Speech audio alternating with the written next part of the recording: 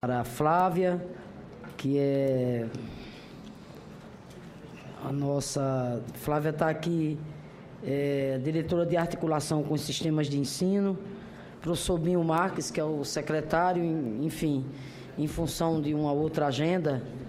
Aliás, uma agenda hoje, ele está reunido com a CNTE, Daniel, bem como também com o CONSED, com o ministro da Educação, professor Renato Janine Ribeiro, tratando exatamente, né, das greves que acontecem nesse momento em alguns municípios, em alguns estados da federação. Mas, antes de passar a palavra para a professora Flávia, eu quero aqui rapidamente registrar a presença do senador Lazier Martins, lá do Rio Grande do Sul. Quero registrar a presença de Paulo Sena. Paulo, que é o consultor legislativo lá da Câmara dos Deputados. Paulo, que, enfim, tem dado uma importante contribuição a esse debate, foi um dos principais consultores na época, lá na Câmara, né, Daniel, quando exatamente do debate e da aprovação da lei do Fundeb, bem como, né, outros temas. É autor, inclusive, de livro sobre a trajetória e a construção do Fundeb. Também registrar com muita alegria a presença do professor Cordão, que foi presidente do CNE e é conselheiro da Câmara de Educação, de Rosiléia, que é coordenadora geral de articulação lá do Sistema de Educação do MEC, do professor Domingos, Francisco Domingos, que aqui representa o PROIFES, Carla, aqui da Unesco, Thaís, também da Unesco, Natália, professora da Fundação de Ensino e Pesquisa em Ciências aqui da Saúde, do GDF, Ramiro, que é gerente de projetos da Secretaria de Assuntos Estratégicos da Presidência da República. Com a palavra, a professora Flávia. Bom dia a todos. Bom dia, de forma especial, à senadora Fátima, que nos coordena nessa manhã, nessa audiência pública. Ao cumprimentá-la, quero estender meus cumprimentos a todos os membros aqui desta mesa de debates. Quero cumprimentar e agradecer o convite, senador Romário, ao Ministério da Educação para estar presente nesse momento aqui. Cumprimentar os demais senadores, cumprimentar toda a plateia, fazendo um cumprimento especial ao professor Cordão, que tem nos ajudado tanto em todos os debates, né, sobre a política pública nacional ao longo de tanto tempo. Quero justificar a ausência do secretário Binho Marques, porque, como já foi dito pela senadora, nós estamos num momento bastante complicado do ponto de vista dos movimentos que estão surgindo em todo o Brasil, e, nesse momento, o secretário Binho e o ministro estão reunidos com a CNTE e com os secretários estaduais de educação lá no Ministério da Educação. Por essa razão, eu fui... fui convocada, né, praticamente de última hora para estar aqui com vocês. Pretendo contribuir e, na medida do possível, levar todas essas sugestões e todas essas falas que são feitas aqui para o Ministério, para que esse debate realmente possa criar corpo dentro do Ministério. Então, nesse ciclo de audiências públicas, que hoje trata da implantação do CAC e do CAC, onde se pretende definir falar, né, das definições, fontes e mecanismos, nós temos uma visão que trago do Ministério da Educação de que nós não podemos discutir esse tema fora de um debate que é bastante amplo, que é o debate necessário da instituição do Sistema Nacional da Educação. O Plano Nacional de Educação também, o nosso PNE também dá um prazo bastante curto, né, 2 anos após a aprovação do plano, para a instituição em lei específica do Sistema Nacional de Educação. E esse debate está acontecendo de forma bastante intensa, e a gente considera que falar de CAC, custo aluno qualidade, descolada da conceituação do Sistema Nacional de Educação, pode nos levar a mais atrasos do que nós já tivemos até agora, o que eu, pessoalmente, considero muito negativo do ponto de vista da importância do tema do CAC na política educacional. Para falar do sistema, a gente precisa conceituar um pouco como nós estamos entendendo o Sistema Nacional de Educação a ser instituído. A gente entende o sistema como um aperfeiçoamento na organização da educação nacional, sustentada por um acordo federativo construído de forma democrática e inscrito em um conjunto de leis nacionais capazes de orientar cada sistema ou rede de ensino para que o direito constitucional inalienável seja garantido com equidade a cada cidadão brasileiro. Então, tudo o que foi falado aqui com relação ao conceito de CAC, a importância do custo-aluno-qualidade, como ele nasceu, como ele evoluiu, tudo isso está profundamente ligado a esse conceito, a essa conceituação, a esse entendimento de Sistema Nacional de Educação. Nós entendemos que a instituição do Sistema Nacional, ela vai acontecer não em uma lei específica apenas, como o PNE a princípio coloca, mas num conjunto de 4 movimentos principais, e todos eles relacionados ao custo-aluno-qualidade, porque o custo-aluno-qualidade está na base disso tudo, e eu vou tentar mostrar por quê.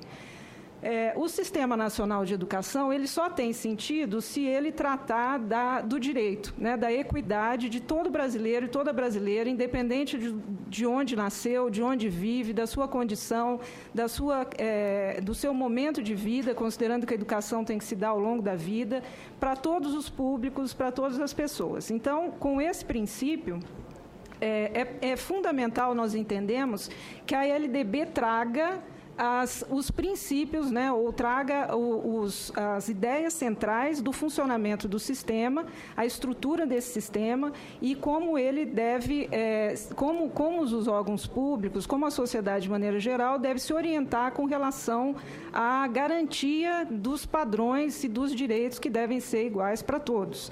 Então, a LDB, na nossa opinião, deve voltar a receber um capítulo sobre o Sistema Nacional de Educação, como era a intenção quando ela foi aprovada lá em 1996. Nesse capítulo, ou em alguns capítulos, nós entendemos que o conceito do custo-aluno-qualidade tem que estar presente. Esse conceito não existe absolutamente nenhum tipo de contradição entre o que se pensa no Ministério da Educação e o que pensa o Conselho Nacional ao encaminhar o seu parecer. Quer dizer, nós precisamos ter referenciais nacionais de qualidade que realmente dirijam o financiamento.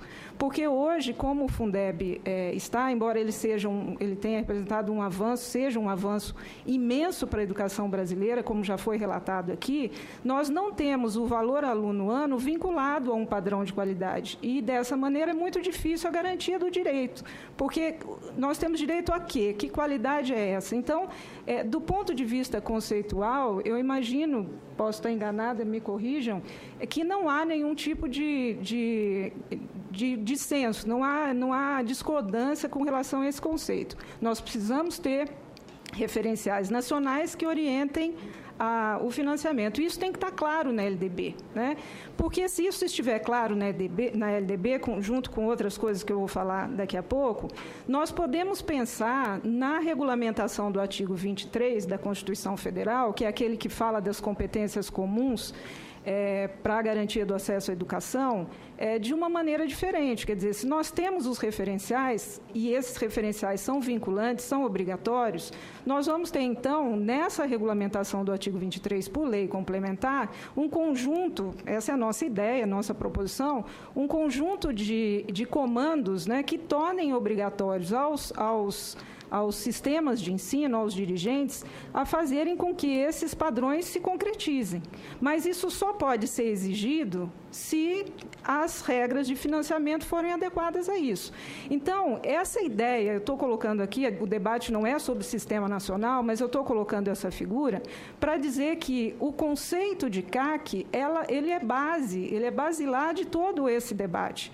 Nós não podemos discutir o sistema nacional sem discutir o custo-aluno-qualidade, porque ele vai referenciar esse debate. Então, do ponto de vista do Ministério da Educação, isso está assimilado, isso está bastante claro nos debates internos que estão acontecendo nesse momento. Com base em todas essas regras nacionais, aí entra em ação um trabalho muito importante que nós vamos ter que fazer, que é a reorganização dos sistemas de ensino estaduais e municipais, aqueles que optarem por isso, para que eles se adequem a essas leis nacionais. Então, É um trabalho que vai envolver o Congresso Nacional, vai envolver o Executivo, vai envolver o Conselho Nacional, e nós vamos ter uma mobilização nacional em torno desse trabalho para que as leis de sistemas se adequem, então, a esse conjunto de comandos nacionais. Isso a gente entende que seria, então, o Sistema Nacional de Educação instituído, né? E o CAC estando na base desse trabalho. Então, de forma agora não gráfica, mas escrita, né, o que nós entendemos que tem que estar presente na LDB, comandando todas essas ações, né, de regulamentação do artigo 23, de regras de financiamento adequadas para a garantia do direito e para a organização dos sistemas estaduais e municipais, é que na LDB nós temos que ter o reflexo do que o professor Cury chama de unidade na diversidade e o princípio da interdependência. Quer dizer, nós temos que ter lá na LDB o princípio da base nacional comum, porque a base nacional comum tem que orientar o custo aluno-qualidade. Se nós não tivermos o custo aluno-qualidade dando conta de um projeto da escola, do currículo, como acho que foi a primeira frase, né, que o Daniel colocou aqui, quer dizer, o que é que acontece na escola, não tem sentido. Então, é preciso ter esse princípio, nós precisamos de referenciais para a estrutura e funcionamento dos estabelecimentos escolares, nós precisamos de referenciais para a valorização profissional, para a avaliação institucional e para a gestão democrática, no seu sentido amplo, incluindo o funcionamento dos conselhos, dos fóruns, das instâncias de negociação, das conferências de educação. E é claro que o artigo 23 vai precisar, então, tornar todas fazer com que normas de cooperação efetivem todos esses princípios que são princípios de qualidade. E é claro que as regras de financiamento vão ter que dar conta desses princípios de qualidade. E aí vem a questão fundamental da ação supletiva, que é do Ministério da Educação, da União, né, representado pelo Ministério da Educação, e também dos estados com relação aos seus próprios municípios. Então, essas regras de financiamento, elas têm que mudar em função de se garantir necessariamente a ação supletiva para que esses padrões sejam atingidos, para que essa referência nacional de qualidade seja realmente garantida para todo cidadão brasileiro. Então, o conceito do CAC, eu acho que não tem diferença, né, com relação a esse entendimento. Quais são as ações que estão em andamento no MEC com relação à implantação do CAC-I, do CAC, que são comandos do PNE e são interiorizados no MEC, né, como ações importantes que têm que ser tornadas concretas? Nós temos principalmente 4 ações em andamento. Primeiro, um planejamento estratégico que está sendo feito desde a época do ministro Paim, que considera ações de curto prazo, que foca, né, em ações de curto prazo do PNE e o papel do MEC em cada uma dessas ações. Então, os prazos de 2 anos, né, para o CAC-I, agora 1 ano, e mais a implantação progressiva do CAC, faz parte desse trabalho. Então, nós estamos debatendo internamente com todas as secretarias, FNDE, INEP e a própria CAPES se envolve por causa da formação de professores. Nós temos, então, esse trabalho de discussão interna acontecendo, que é um trabalho técnico. Nós temos também tomado muito cuidado na elaboração do PPA para que a gente possa fazer uma escuta de vários atores que têm interesse no produto, né, que será esse PPA, principalmente o Fórum Interconselhos.